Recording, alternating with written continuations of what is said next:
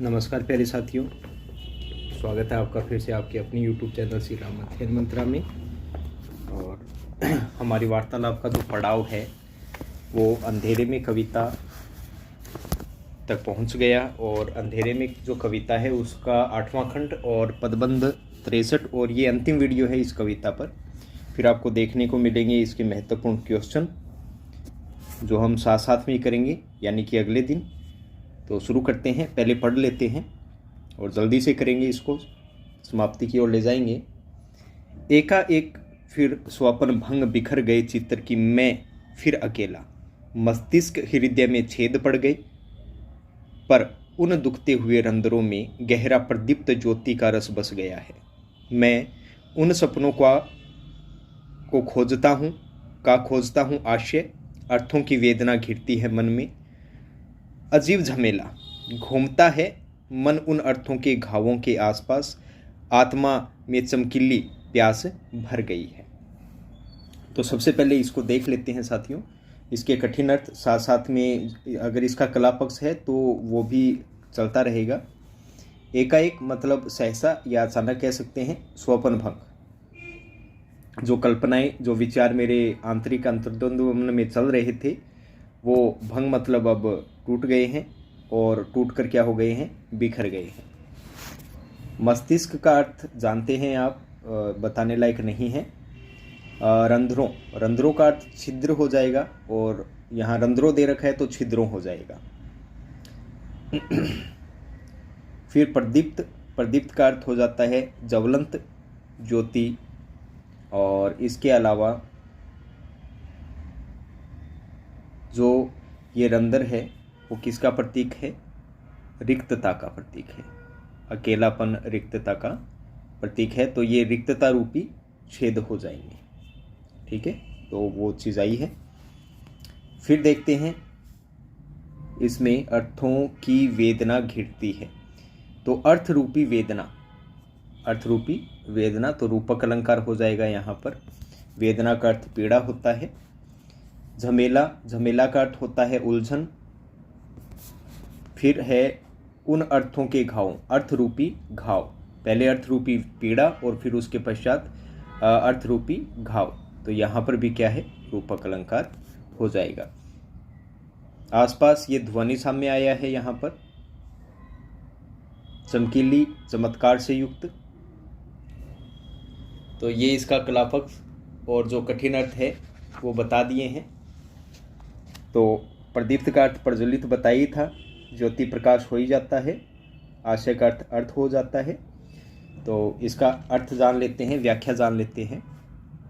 तो कवि कहते हैं कि अभी तक मैं अंतश्चेतना के द्वंद्वों में घिरा लाल क्रांति के जो सपने देख रहा था, उसकी कल्पनाएं जो मैं देख रहा था, वो स्वप्न भंग, वो एकाएक सहसा भंग हो गए। जो सपने में देख रहा था वो सहसा क्या हो गए, भंग हो गए। मैं जागृति की यथार्थता में आकर अपने आप को फिर नितांत क्या पाता हूँ, अकेला पाता हूँ, बिल्कुल अकेला पाता हूँ, मेरे पास कुछ भी नहीं है। फिर आगे कवि कहते हैं कि मस्तिष्क हृदय में छेद पड़ गए। ये देख लेते हैं। तो आगे कवि कहते हैं कि जो मैं स्वप्न से युक्त चित्र, या स्वप्न में जो चित्र मैं देख रहा था वो चित्र बिखर कर मुझे अकेलेपन का एहसास दे गए। मेरे मन मस्तिष्क में उन सपनों के भंग हो जाने के कारण रिक्तता के छेद पड़ गए हैं, यानी कि मैं बिल्कुल अकेलापन महसूस कर रहा हूँ।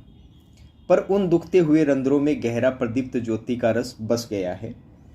आगे कवि कहते हैं कि मेरी रिक्तता के इन दुखते छिद्रों में अंतश्चेतना में कल्पना के रूप में प्रज्वलित होने वाली लाल क्रांति का जो रस है वो समा गया है, या कह सकते हैं प्रकाश युक्त रस है, वो समा गया है। अर्थात वास्तविकता खोजने का प्रयास मैं करता हूँ, मैं उन सपनों को खोजता हूँ। आशय अर्थों की वेदना घिरती है मन में। तो आगे कवि कहते हैं कि उन गहराई में मैं विचार करता हूँ, उससे जो नव निर्माण नव लाल क्रांति का आशय स्पष्ट होता है, उसकी पूर्ति के अभाव की वेदना मेरे मन में घिरकर उसे लगातार, घिरकर क्या करती है, मेरे मन को लगातार आक्रांत किए जा रही है। आक्रांत का अर्थ होता है जिस पर आक्रमण किया गया हो।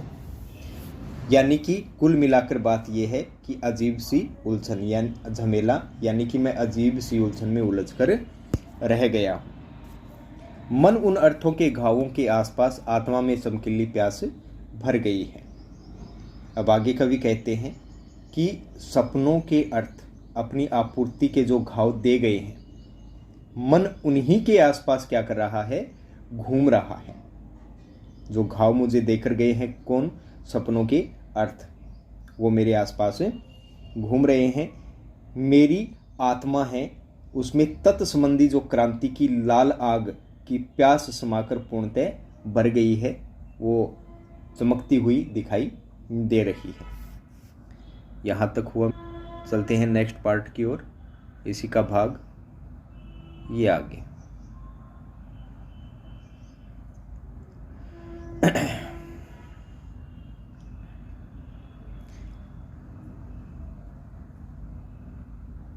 जग भर दिखती है सुनहली तस्वीरें मुझको, मानो कि कल रात किसी अनपेक्षित क्षण में ही सहसा प्रेम कर लिया हो जीवन भर के लिए। मानो कि उस क्षण अतिशय मृदु किन्हीं बाहों ने आकर, यहाँ तक देखते हैं, ये पंक्तियाँ देख लेते हैं। देखिए, इसमें सुनहली का अर्थ तो हो जाता है सुनहरा, ये सुनहरी तस्वीरें हो जाएगी। जग भर, जीवन भर की हो जाएगा। मानो कि कल रात किसी, माना गया है तो यहाँ कौन सा अलंकार हो जाएगा, उत्प्रेक्ष अलंकार हो जाएगा। अनपेक्षित का अर्थ होता है जिसकी अपेक्षा न की जाए, या यूँ कह सकते हैं अयाचित। अयाचित का अर्थ होता है जिसे मांगा न गया हो, न मांगने पर भी जो चीज मिल गई हो। ये प्रेग नहीं, प्रेम है मित्रों, ठीक है। इसके अलावा अतिशय मृदु, अतिशय मृदु का अर्थ हो जाएगा अत्यधिक मधुर, या कह सकते हैं कोमल। इसका अर्थ जान लेते हैं क्या कहते हैं मित्रों। तो आगे कवि कहते हैं कि यह सारा संसार मुझे आग के सुनहले बने चित्र के समान दिखाई दे रहा है।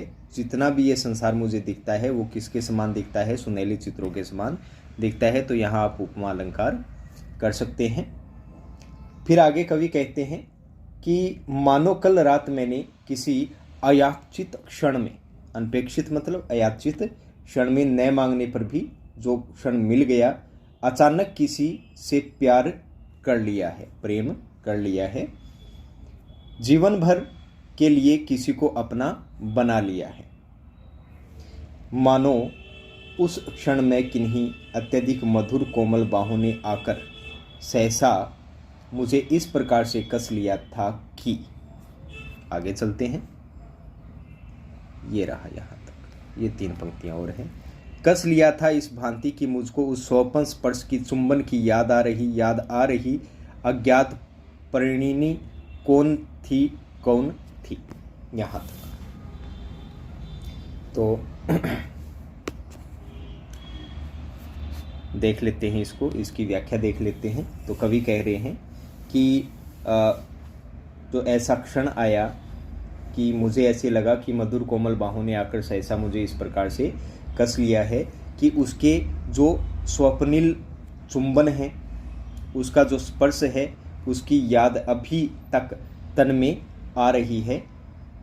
जाने वह अनजानी प्रेमिका, अज्ञात प्रणयी मतलब अज्ञान, अनजानी प्रेमिका, प्रणयिनी का अर्थ हो जाता है प्रेमिका, कौन थी जिसकी याद अब भी मुझे आ रही है। तो ये साथियों हो गया आपका पदबंध संख्या 63। चलते हैं नेक्स्ट पदबंध की ओर। ये आ गया मित्रों 64। देखते हैं इसको। कमरे में सुबह की धूप आ गई है, गैलरी में फैला है सुनहला रवि छोर, यानी सूर्य का भाग। छोर का मतलब भाग हो जाएगा, रवि मतलब सूर्य हो जाएगा। क्या कोई प्रेमिका सचमुच मिलेगी, हाय यह वेदना स्नेह की गहरी जाग गई क्यों कर। सब और विद्युत तरंगीय हलचल चुंबकीय आकर्षण, प्रत्येक वस्तु का निज निज आलोक। पुनरुक्ति प्रकाश अलंकार आया है। आलोक का मतलब उजाला हो जाएगा। विद्युत तरंगीय का अर्थ हो जाएगा बिजली की लहरों वाली। क्या हो जाएगा, बिजली की लहरों वाली। ठीक है। मानो की अलग अलग, यहां फिर पुनरुक्ति प्रकाश अलंकार आया है और माना आया है तो यहां उत्प्रेक्षा अलंकार आ जाएगा। फिर अलग अलग, यहां पुनरुक्ति प्रकाश अलंकार आया है। बेमाप, बिना माप के, जिसका कोई माप न हो। ठीक है, तो कठिन अर्थ इसमें हो ही गया, बाकी कुछ बताने की आवश्यकता नहीं है। व्याख्या पाठ देख लेते हैं इसका। तो कवि कहते हैं कि कमरे में सुबह की धूप आ गई है, गैलरी में फैला है सुनहला रवि छोर। यहाँ तक देखते हैं कि अब रात बीत चुकी है और रात बीत जाने के बाद में सुबह हो गई है और सुबह की धूप से मेरा कमरा भरा हुआ है। मकान की गैलरी में सूर्य की किरणों के भागों का सुनहला भाग फैल रहा है, अर्थात प्रातःकालीन सूर्य की किरणों ने गैलरी को जगमगा दिया है। क्या कोई प्रेमिका सचमुच मिलेगी, हाय यह वेदना स्नेह की गहरी जाग गई क्यों कर। यहाँ तक देखते हैं। आगे कवि कहते हैं कि मन में रह रह कर यह प्रश्न उठता है कि क्या सारे वातावरण की उज्ज्वलता सचमुच किसी प्रेमिका से मिलने की सूचक है। हाय प्रेम की गहरी अनुभूति मेरे मन में क्यों कर जाग उठी, किस लिए जाग उठी सहसा। आगे, सब और विद्युत तरंगीय हलचल चुंबकीय आकर्षण, प्रत्येक वस्तु का निज निज आलोक। ये देख लेते हैं कि कवि कहते हैं कि चारों ओर बिजली की लहरों जैसी हलचल होने लगी है।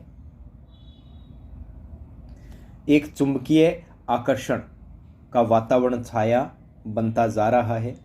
प्रत्येक वस्तु जैसे अपने ही प्रकाश से प्रकाशित हो रही है। निज मतलब अपने हो जाएगा, अपने ही प्रकाश से प्रकाशित हो रही है।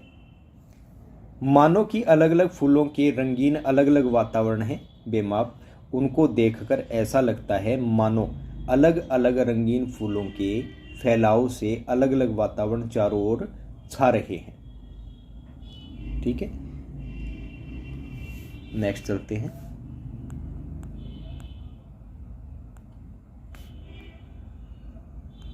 यहां तक देखते हैं। प्रत्येक अर्थ की छाया में अन्य अर्थ झलकता साफ साफ। पुनरुक्ति प्रकाश अलंकार। डेस्क पर रखे हुए महान ग्रंथों के लेखक, मेरी इन मानसिक क्रियाओं के बन गए प्रेक्षक। मेरे इस कमरे में आकाश उतरा, मन में यह अंतरिक्ष वायु में सिहरा।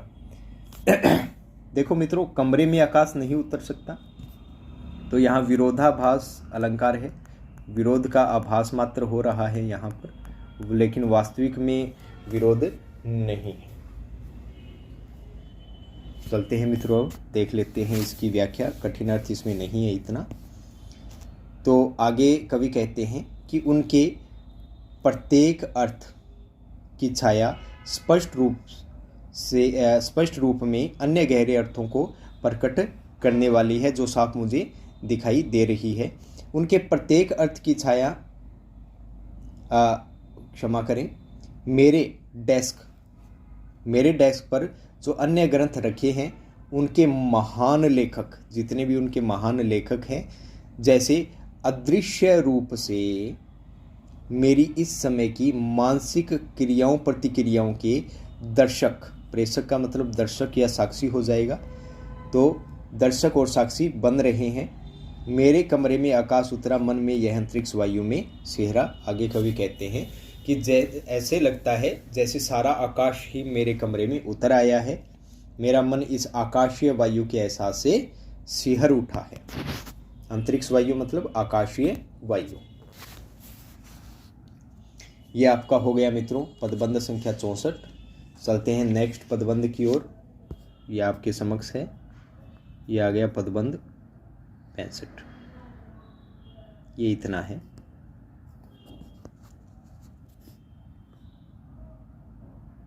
ये पदबंध 65 है। उठता हूँ, जाता हूँ, गैलरी में खड़ा हूँ, एकाएक वह व्यक्ति आंखों के सामने गलियों में, सड़कों पर लोगों की भीड़ में चला जा रहा है। देखो मित्रों, यहाँ उल्लेख किया जा रहा है किसी बात का, तो यहाँ क्या हो जाएगा, उल्लेख अलंकार हो जाएगा। ठीक है। वही जन जिसे मैंने देखा था गुहा में, गुहा का मतलब गुफा हो जाएगा। धड़कता है दिल की, पुकारने को खुलता है मुँह है, कि अकस्मात वह दिखा, वह दिखा, वह फिर खो गया किसी जनयूथ में। जनयूथ मतलब जन समूह में। उठी हुई बाहें यह उठी ही रह गई। ये देख लेते हैं साथियों।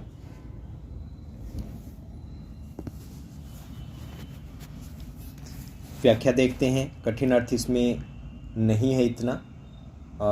अगर गैलरी की बात करें तो ये मकान के अंदर जो गलियारा रहता है उसे कहते हैं, और इसके अलावा कुछ भी नहीं है इसमें बताने लायक। अब देखते हैं इसकी व्याख्या। तो कवि कहते हैं कि प्रेम और अपनत्व की नवीन अनुभूति के नए प्रकाश से घिरकर मैं उठकर कहाँ चला जाता हूँ, गैलरी में चला जाता हूँ, वहाँ पर खड़ा हो जाता हूँ कि सहसा वहाँ मुझे लोगों की भीड़ में, गलियों में, सड़कों पर, रास्तों में, सर्वत्र वह व्यक्ति दिखाई देने लग जाता है जो पहले शुरू में उन्होंने देखा था, जिसे मैंने अंतर्द्वंद्व के क्षणों में मन की या चेतना की अंध गुफा में देखा था। चला जा रहा वही जन जिसे मैंने देखा था गुहा में, जो अंतर्द्वंद मन में चलता रहता है, उसकी जो गुहा है अंधेरी, उसमें उस व्यक्ति को मैंने देखा था। धड़कता है दिल के, पुकारने को खुलता है मुंह है, कि अचानक अकस्मात वह दिखा, वह दिखा। यहाँ तक देखते हैं। आगे कवि कहते हैं कि उसे अर्थात अपनी अंतस चेतना के उस प्रत्यक्ष क्रांतिकारी रूप को यूं निहार मेरा दिल एक सुखद अनुभूति से भरकर क्या करने लग जाता है, धड़कने लगता है। उसे पुकारने के लिए जब मैं जैसे ही मुंह खोलने का प्रयास करता हूं कि देखते ही देखते वह युवकों के जन समूह है, जनयूथ में क्या हो जाता है, कहीं खो जाता है। उसे पुकारने के लिए मेरी उठी बाहें उठी की उठी रह जाती है, वहाँ की वहाँ रह जाती है। ये हो गया 65 पदबंध। अब बात करते हैं नेक्स्ट पदबंध की, जो आपके समक्ष है पदबंध 66। पहले इनकी ये पंक्तियाँ पढ़ लेते हैं, उसके पश्चात वही व्याख्या विश्लेषण कर कठिन अर्थ जान लेंगे। अनखोजी निज समृद्धि का वह परम उत्कर्ष, परम अभिव्यक्ति, मैं उसका शिष्य हूँ, वह मेरी गुरु है, गुरु है। वह मेरे पास कभी बैठा ही नहीं था, वह मेरे पास कभी आया ही नहीं था। तिलस्मी खोहे में देखा था एक बार, आखिरी बार ही। यहाँ तक देख लेते हैं मित्रों। इसमें कठिन अर्थ भी जानने लायक है। तो सबसे पहली बात अनखोजी। अनखोजी का अर्थ हो जाता है जिसको खोजा नहीं गया, यानी कि जो अपने आप मिल जाता है। फिर बात करते हैं निज समृद्धि। निज समृद्धि का मतलब होता है अपनी संपन्नता।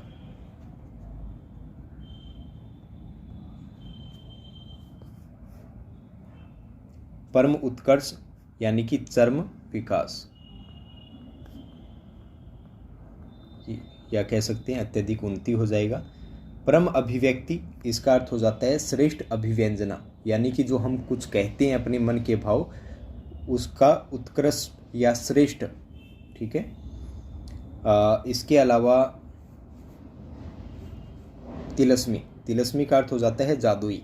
खोहे का मतलब हो जाता है गुफा। बाकी इसमें बताने लायक ऐसा कुछ भी नहीं है। देख लेते हैं इसका व्याख्या, देख लेते हैं इसकी व्याख्या क्या कहते हैं। तो कवि कहते हैं कि जो चेतना का वह व्यक्तित्व है जो अब जन समुदाय में कहीं खो गया है, जो कि हम पिछले पद में पढ़ चुके हैं, वह अभी तक खोजी पाई न जा सकने वाली, अनखोजी मतलब खोजी पाई न जा सकने वाली मानवीय स्मृति का परम उत्कर्ष यानी कि चरम विकसित रूप और मेरी श्रेष्ठतम अभिव्यंजना का क्या है, मूल आधार है। मैं उसी चेतनागत क्रांति धर्मा पुरुष का क्या हूं, शिष्य हूं। वही मेरा एकमात्र गुरु है। इससे पहले वह मेरे पास कभी नहीं बैठता था, क्योंकि उन्होंने ही मुझे सब कुछ सिखाया है। ठीक है, तो इससे पहले वह मेरे पास कभी बैठना तो क्या, आया तक भी नहीं था। बैठना तो दूर, लेकिन आया भी नहीं था। लेकिन आज, अर्थात आज तक मेरा अंतर्मन में उससे साक्षात्कार नहीं हो सका था, सो आज हो गया। ठीक है, अब आगे देखते हैं। तिलस्मी खोए में देखा था एक बार, आखिरी बार ही। तो आगे कवि कहते हैं कि उसे पहले मैंने मन की अंधियारी यानी कि अंधकार रूपी जादुई गुफा में ही प्रथम एवं अंतिम बार देखा था। एक बार, आखिरी बार, यानी कि प्रथम बार और आखिरी बार भी देखा था। अब चलते हैं नेक्स्ट, ये 3 पंक्तियां। पर वह जगत की गलियों में घूमता है प्रतिपल, प्रतिपल मतलब पल पल या प्रतिक्षण, फटे हाल रूप तड़ी तरंगीय वही गरिमयता, अत्यंत उद्विग्न ज्ञान तनाव वह सकर्मक प्रेम की वह अतिशयता, वही फटेहाल रूप। इनको देख लेते हैं और साथ साथ में कठिन अर्थ भी जान लेंगे। तो ये देख लेते हैं, यहाँ रूपक अलंकार है, कला पक्ष के तौर पर ज्ञान रूपी तनाव हो जाएगा। अब इसके कठिन अर्थों में देखते हैं। जगत का अर्थ हो जाता है संसार, प्रतिपल का अर्थ मैंने आपको बता दिया कि पल पल होता है, तड़ी तरंगीय का मतलब होता है बिजली की लहरें। पहले भी ये शब्द आ चुका है पीछे के पद में, और फिर वापस पर्यायवाची के तौर पर यहाँ पर आया है। गतिमयता, गतिमयता का अर्थ होता है गतिशील होना यानी कि चलते रहना। उद्विग्न, इसका अर्थ होता है व्याकुल या परेशान। स्वकर्मक, इसका अर्थ होता है कार्य रूप में बदलने वाला। अतिशयता, अतिशयता का अर्थ होता है अधिकता, और बाकी इसमें बताने लायक कुछ भी नहीं है। तो सीधे तौर पर, प्रत्यक्ष तौर पे हम व्याख्या पर ही आ जाते हैं। तो कवि क्या कहते हैं, कवि कहते हैं कि पर आज मेरा मन उस सुखद अनुभूति में से पूर्णतः भर उठा है कि मेरी अंतःस्थ चेतना का वह क्रांति धर्मा व्यक्ति अपने फटे हाल में भी जगत जीवन की गलियों में अपनी बात कहने के लिए क्या करता रहता है, निरंतर घूमता रहता है। आज भी उसकी चाल में वही तड़ितरंगीय वही गतिमयता, तो आज भी उसकी चाल में वही गति जैसे बिजली की तरंगों के समान गति में है। ज्ञान रूपी तनाव या ज्ञान के तनाव से अत्यधिक उद्विग्न यानी कि व्याकुल, फटेहाल होते हुए भी, फटेहाल रूप मतलब फटेहाल होते हुए भी सैकर्मक मानवीय प्रेम की अधिकता से वह पूर्णतः क्या है, प्रतिपूर्ण है यानी परिपूरित है, ये भी कह सकते हो। अब चलते हैं नेक्स्ट, ये आ गया मित्रों, ये आपके समक्ष है।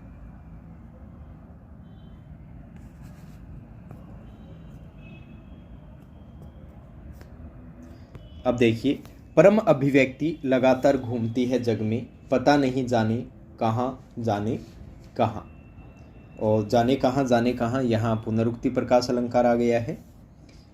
वह है इसलिए मैं हर गली में और हर सड़क पर झांक झांक, पुनरुक्ति प्रकाश अलंकार, देखता हूँ हर एक चेहरा, प्रत्येक गतिविधि, प्रत्येक चरित्र व हर एक आत्मा का इतिहास, हर एक देश व राजनीतिक परिस्थिति, प्रत्येक मानवीय स्वानुभूत आदर्श, विवेक प्रक्रिया, क्रियागत परिणत, खोजता हूँ पठार पहाड़ समुद्र, जहाँ मिल सके मुझे मेरी वह खोई हुई। आगे है एक पंक्ति और मित्रों, तो उसको भी साथ साथ में पढ़ लेंगे। परम अभिव्यक्त अनिवार्य आत्म संभव, यहाँ तक। पहले ऊपर से शुरू कर देते हैं। कठिन अर्थ तो इसमें नहीं है। जैसे स्वानुभूत है, इसका अर्थ हो जाता है स्वयं के द्वारा ही अनुभव की गई। परिणत मतलब परिणाम हो जाएगा। इसके अलावा आत्म संभवा यानी कि मुझसे उत्पन्न होने वाली, यानी स्वयं से ही उत्पन्न होने वाली।